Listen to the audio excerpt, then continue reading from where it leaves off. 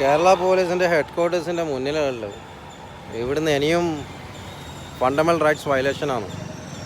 അപ്പോൾ ഇന്ന് ഡേറ്റ് 12/8/2025, സമയം 12 മണി. കേരള പോലീസിൻ്റെ ഹെഡ് ക്വാർട്ടേഴ്സിൻ്റെ മുന്നിൽ